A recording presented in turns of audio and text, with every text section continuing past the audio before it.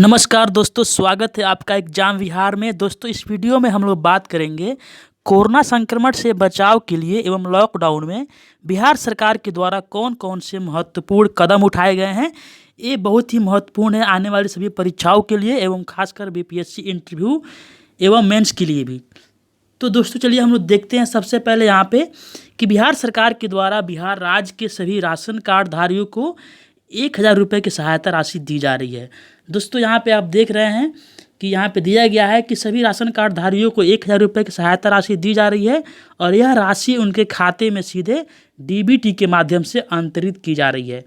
दोस्तों, बिहार राज्य में अब तक 1,02,00,000 राशन कार्ड धारियों के खाते में यह राशि भेजी जा चुकी है एवं शेष को यह राशि जल्द ही भेजी जाएगी।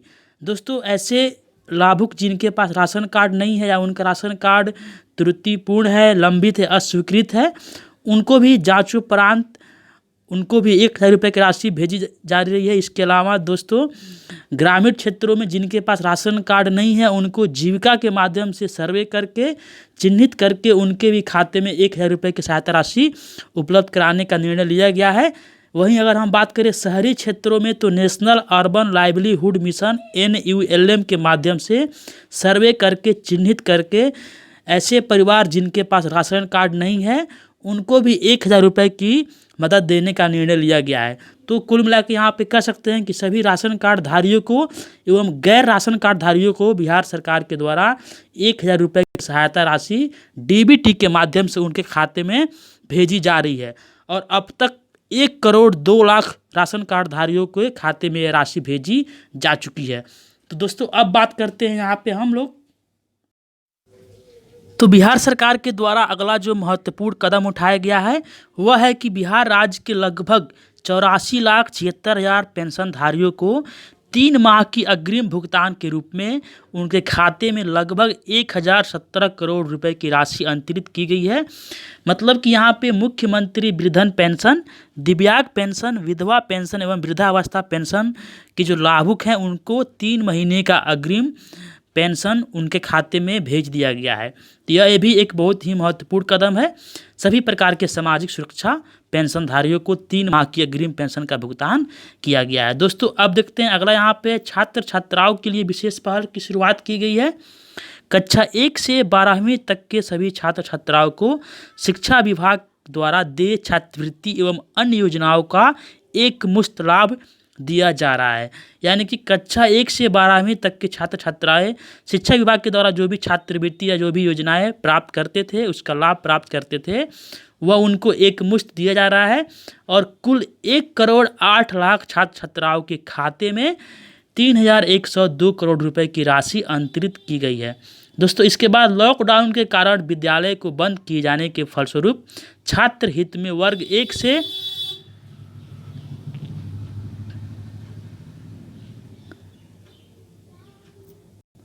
लॉकडाउन के कारण विद्यालयों को बंद किए जाने के फलस्वरूप छात्र हित में वर्ग 1 से 11 तक कक्षा 10 को छोड़कर सभी छात्र छात्राओं को बिना वार्षिक परीक्षा के अगली कक्षा में प्रोन्नति का निर्णय भी लिया गया है। तो दोस्तों ये छात्र छात्राओं के लिए महत्वपूर्ण कदम है, यहाँ पे आप देख रहे हैं। इसके बाद दोस्तों किसानों के लिए बात करते हैं तो किसानों को भी राहत दिया गया है इस लॉकडाउन में। इसी साल फरवरी मार्च में हुए असमय बारिश और ओलावृष्टि से हुई फसल क्षति पर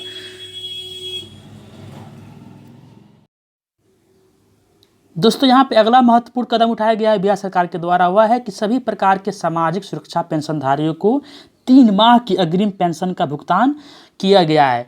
दोस्तों बिहार के सभी 84,76,000 पेंशनधारी, इसमें से कौन कौन शामिल है तो मुख्यमंत्री वृद्धजन पेंशन, दिव्यांग पेंशन, विधवा पेंशन एवं वृद्धावस्था पेंशन जो प्राप्त करते हैं उन सभी पेंशनधारियों को 3 माह की पेंशन अग्रिम भुगतान के रूप में उनके खाते में ट्रांसफ़र की गई है और यह कुल मिलाकर 1,017 करोड़ रुपए की राशि बनती है जो कि उनके खाते में भेजी जा चुकी है। दोस्तों अब देखते हैं छात्र छात्राओं के लिए विशेष पहल की शुरुआत की गई है बिहार सरकार के द्वारा। कक्षा 1 से 12वीं तक के सभी छात्र छात्राओं को शिक्षा विभाग के द्वारा देय छात्रवृत्ति एवं अन्य योजनाओं का एक मुश्त लाभ भी दिया जा रहा है। जो भी छात्र छात्राएँ स्कॉलरशिप प्राप्त करते थे लॉकडाउन में उनको सभी को स्कॉलरशिप की राशि प्रदान की गई है और कुल 1,08,00,000 छात्र छात्राओं के खाते में 3,102 करोड़ रुपए की राशि अंतरित की गई है। इसके अलावा दोस्तों लॉकडाउन के कारण विद्यालयों को बंद किए जाने के फलस्वरूप छात्र हित में वर्ग 1 से 11 तक 10वीं कक्षा को छोड़कर सभी छात्र छात्राओं को बिना वार्षिक परीक्षा के अगली कक्षा में प्रोन्नत करने का भी निर्णय लिया गया है। तो दोस्तों छात्र छात्राओं के लिए कदम उठाया गया है। इसके बाद दोस्तों देखते हैं किसानों को भी राहत दिया गया है इस लॉकडाउन में। और इस साल फरवरी मार्च के महीने में जो असमय बारिश और ओलावृष्टि से फसल क्षति हुई थी, उसके लिए किसानों को कृषि इनपुट अनुदान वितरित करने के लिए 578 करोड़ 42 लाख रुपए की राशि जारी की गई है और यह भुगतान की प्रक्रिया आरंभ कर दी गई है। अप्रैल माह में भी असमय बारिश और ओलावृष्टि से हुई फसल क्षति के लिए सर्वे का कार्य आरंभ किया गया है और सर्वे के बाद उनको इसका अनुदान भी दिया जाएगा। इसके अलावा दोस्तों किसानों को गेहूं का वाजिब मूल्य दिलाने हेतु पैक्सों के माध्यम से गेहूं की अधिप्राप्ति शुरू की गई है और निर्धारित अवधि में राशि का भुगतान भी किया जाएगा। तो दोस्तों किसानों को भी यहाँ पे राहत दिया गया है। इसके बाद दोस्तों अब देखते हैं कि लॉकडाउन की वजह से बिहार के बाहर फंसे हुए बिहार के मजदूरों एवं ज़रूरतमंद व्यक्तियों के लिए मुख्यमंत्री विशेष सहायता दी गई है। यहाँ पे आप जानते हैं कि मुख्यमंत्री राहत कोष से आपदा प्रबंधन विभाग के माध्यम से मुख्यमंत्री विशेष सहायता के रूप में राज्य के बाहर फंसे हुए मजदूरों एवं ज़रूरतमंद व्यक्तियों के लिए 1,000 रुपये की राशि देने का निर्णय लिया गया है और अब तक 14 लाख लोगों के खाते में 1,000 रुपये की राशि अंतरित की गई है। अब तक 22 लाख आवेदन प्राप्त हुए हैं। शेष आवेदकों को सहायता राशि जांचोपरांत अंतरित करने का कार्य जारी है और उक्त के लिए मुख्यमंत्री राहत कोष से 250 करोड़ रुपए आपदा विभाग को दिया गया है और इसके लिए कोरोना सहायता एक मोबाइल ऐप भी लॉन्च किया गया है और उस ऐप के माध्यम से जो भी बिहार के निवासी बाहर के राज्यों में फंसे हुए हैं वे उस ऐप के माध्यम से इसके लिए आवेदन दे सकते हैं और अब तक बहुत सारे ज़रूरतमंदों को यह राशि उनके खाते में भेजी भी गई है। तो दोस्तों अब देखते हैं यहाँ पे कि अगला महत्वपूर्ण कदम क्या है। तो बिहार फाउंडेशन के माध्यम से 9 राज्यों के 12 शहरों में 55 राहत केंद्र कार्यरत हैं। राहत केंद्रों में भोजन के साथ साथ राशन सामग्री देने की व्यवस्था की गई है। 28 मार्च से लेकर अब तक 10,44,000 लोगों को राहत केंद्रों पर भोजन एवं फूड पैकेट की व्यवस्था की गई है। बिहार फाउंडेशन के द्वारा अब तक महाराष्ट्र में 6 शेल्टर होम एवं तमिलनाडु में शेल्टर होम शुरू किया गया है जहां प्रवासी बिहारियों के लिए भोजन, आवास और चिकित्सा की सुविधा उपलब्ध कराई गई है। तो दोस्तों अब देखते हैं यहाँ पे कि आपदा राहत केंद्र बिहार में विभिन्न शहरों में फंसे दिहाड़ी मजदूरों, रिक्शा चालकों, ठेला वेंडर एवं अन्य ज़रूरतमंद व्यक्तियों के लिए 199 आपदा राहत केंद्र बनाए गए हैं। 199 आपदा राहत केंद्र बनाए गए हैं जिसमें अभी 63,169 लोग लाभान्वित भी हो चुके हैं और इनमें सीमावर्ती जिलों में सीमा आपदा राहत केंद्र की समुचित व्यवस्था भी की गई है। तो दोस्तों ये भी एक बिहार सरकार के द्वारा महत्वपूर्ण कदम है। अगला जो महत्वपूर्ण कदम यहाँ पे दोस्तों है वह है पल्स पोलियो अभियान की तर्ज पर डोर टू डोर स्क्रीनिंग की भी काम बिहार सरकार के द्वारा किया जा रहा है। दोस्तों पल्स पोलियो अभियान की तर्ज पर प्रभावित जिलों में डोर टू डोर स्क्रीनिंग का कार्य जारी है और अब तक 69,80,000 घरों के स्क्रीनिंग कार्य पूरा हो चुका है। कुल 3,79,00,000 से अधिक लोगों की स्क्रीनिंग हो चुकी है। डोर टू डोर स्क्रीनिंग का दायरा बढ़ाया गया है और अब जिलों की प्राथमिकता का निर्धारण करते हुए सभी जिलों में डोर टू डोर स्क्रीनिंग का कार्य आरंभ किया जा रहा है। अब दोस्तों देखते हैं अगला यहाँ पे क्या महत्वपूर्ण कदम है। तो वह है कोरोना उन्मूलन कोष का गठन। मुख्यमंत्री क्षेत्र विकास योजना के अंतर्गत प्रदत्त राशि से स्वास्थ्य विभाग के अंतर्गत कोरोना उन्मूलन कोष का गठन किया गया है और अब तक इस कोष में 159 करोड़ की राशि उपलब्ध हो चुकी है। माननीय मुख्यमंत्री एवं माननीय मंत्रियों एवं बिहार विधानमंडल के माननीय सदस्यों के वेतन का 15% अगले 1 वर्ष तक कटौती करके कोरोना उन्मूलन कोष में देने का निर्णय लिया गया है। तो दोस्तों ये काफ़ी महत्वपूर्ण फैक्ट है कि मुख्यमंत्री एवं अन्य जो मंत्री हैं, इसके अलावा बिहार विधानमंडल के जो सदस्य हैं, उनके वेतन का 15% काट करके कोरोना उन्मूलन फंड में देने का निर्णय किया गया है। इसके अलावा दोस्तों इस कोष की जो राशि है उसका व्यय दवा, जरूरी इक्विपमेंट्स, टेस्ट किट आदि को क्रय करने में इस्तेमाल किया जाएगा। दोस्तों अब देखते हैं अगला जो महत्वपूर्ण कदम है वह है ग्रामीण क्षेत्रों में रोजगार सृजन की व्यवस्था भी की गई है। रोजगार सृजन का उद्देश्य ज़्यादा से ज़्यादा लोगों को रोजगार उपलब्ध कराना ताकि मजदूरों को काम मिलने में कठिनाई न हो। 7 निश्चय के अंतर्गत हर घर नल का जल, हर घर तक पक्की गली नाली, हर घर शौचालय, जल जीवन हरियाली के अंतर्गत तालाबों का निर्माण एवं जीर्णोद्धार तथा मनरेगा के अंतर्गत 1 एकड़ से कम क्षेत्रफल में तालाबों का निर्माण एवं जीर्णोद्धार कार्य, बाढ़ सुरक्षात्मक कार्य में अधिक से अधिक स्थानीय मजदूरों को रोजगार देने का निर्णय भी लिया गया है।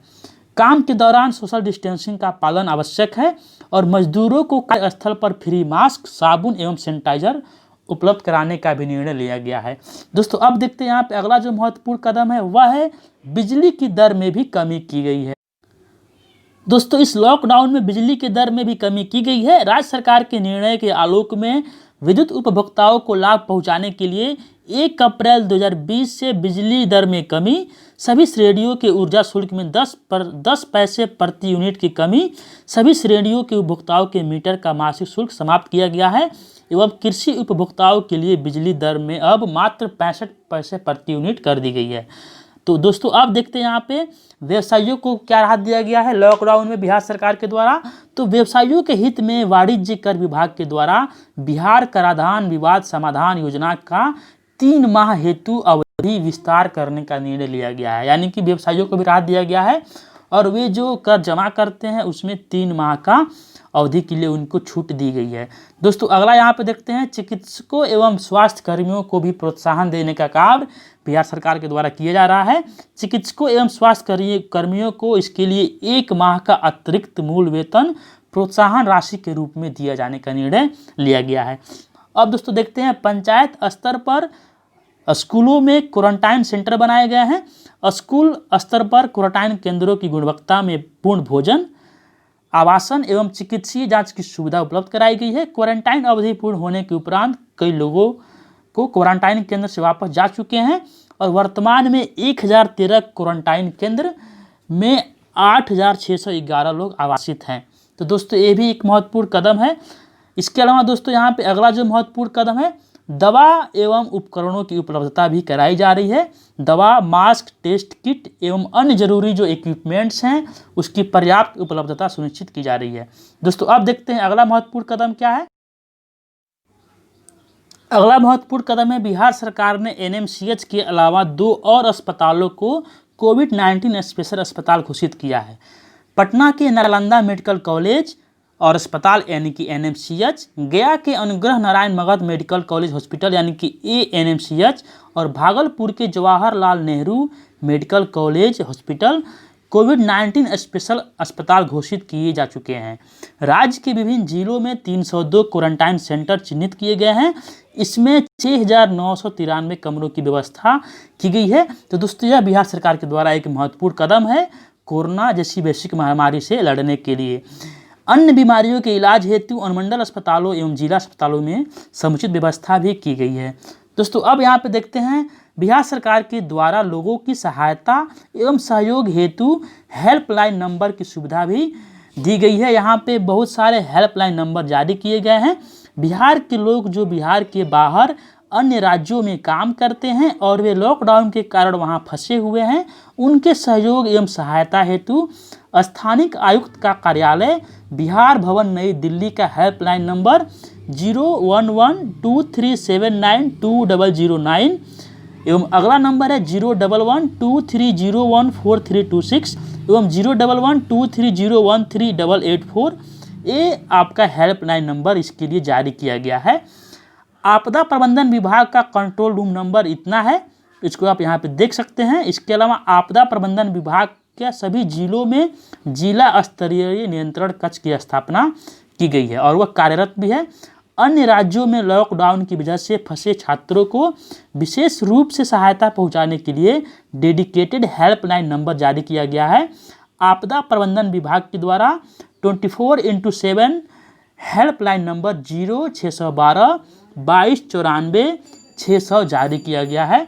तो दोस्तों इस प्रकार आप देख रहे हैं यहाँ पे कि लॉकडाउन एवं कोरोना जैसी वैश्विक महामारी में बिहार सरकार के द्वारा कौन कौन से महत्वपूर्ण कदम उठाए गए हैं, उन सभी का यहाँ पे लिस्ट आपको दिया गया है। आप इनको आसानी से देख सकते हैं और ये सभी परीक्षाओं के लिए काफ़ी महत्वपूर्ण है। तो दोस्तों चलिए मिलते हैं दोस्तों अगले वीडियो में। धन्यवाद।